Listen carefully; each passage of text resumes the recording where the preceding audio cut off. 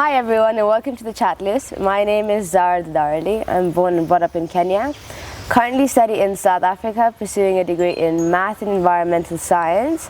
I recently just released an album, a full album, and basically what I did in that album was I sung nursery rhymes in Swahili and in English. Yeah, and that's me.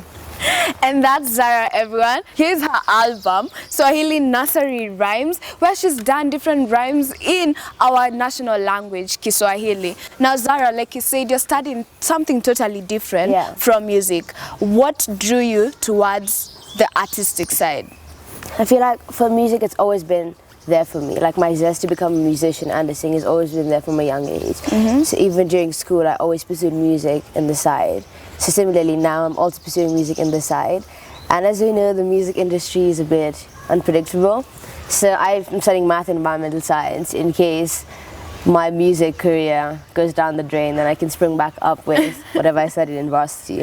Okay, so yeah. You started at what age? Around 5. And how has been the support system while coming up with the album? Because these are a lot of songs, 18 songs.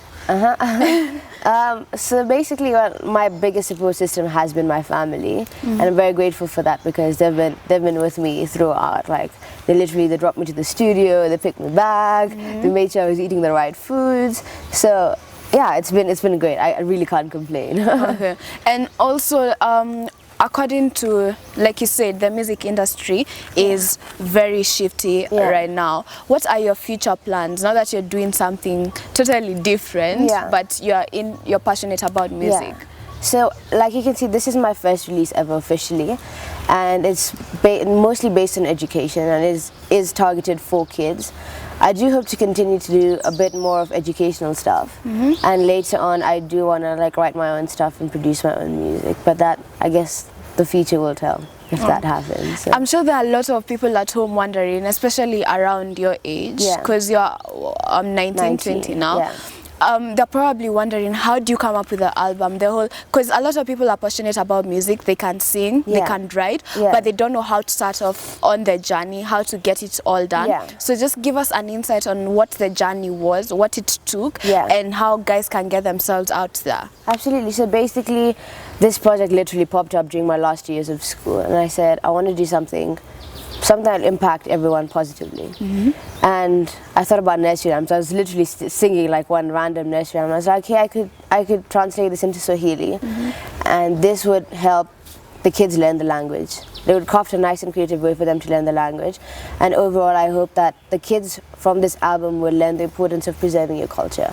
So I wanted to do something based on that, because I come from a very cultural background and knowing the importance of that. So what I did is I took the nursery rhyme, translated it into Swahili with one of my vocalists who I train with, and she played it on the piano, I sang it, we sang it together, and I went to the studio, I rocked up to the studio, sang like 2 nursery rhymes as a dry run, and then I approached different music companies. One of them was AI Records, so I presented them with this project that I wanted to work on, because I'm a student, I needed like financial support and sponsoring because the studio is so expensive, and they liked the project. And the reason I targeted AI Records is because a lot of their music is very cultural and Kenyan based, so I said maybe they would, you know, be kind to support me, and they were kind enough to like the project, and they sponsored me throughout, from the design to the studio work and everything else. So that's how I went about it.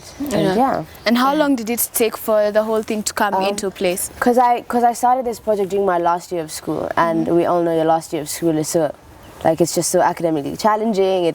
You need all your time to like study and everything. It took about a year because I had to balance it with school.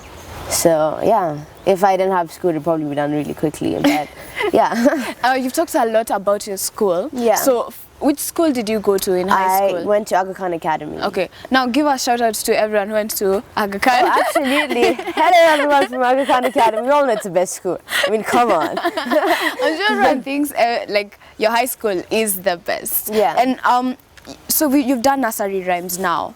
Do you think you'll go into another genre later on? Absolutely. I think like, because this is very educational based, I like it because it's something positive out there.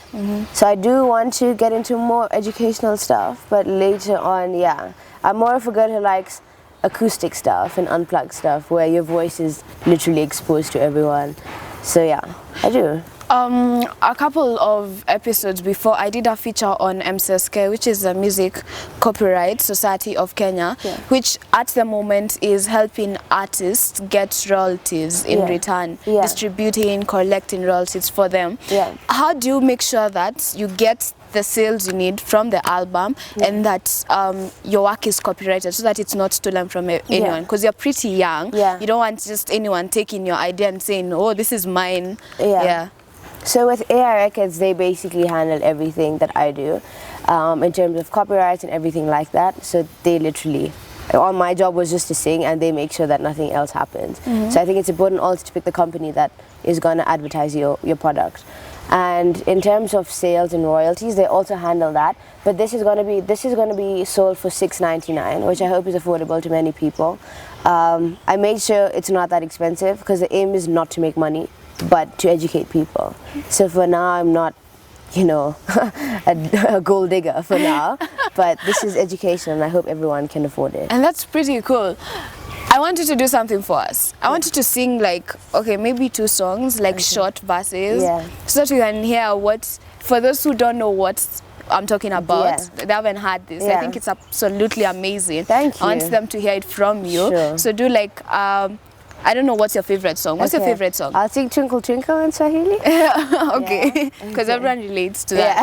Okay, so just do it for our audience. Meremeta nyota ndogo, nashanga vile ulivyo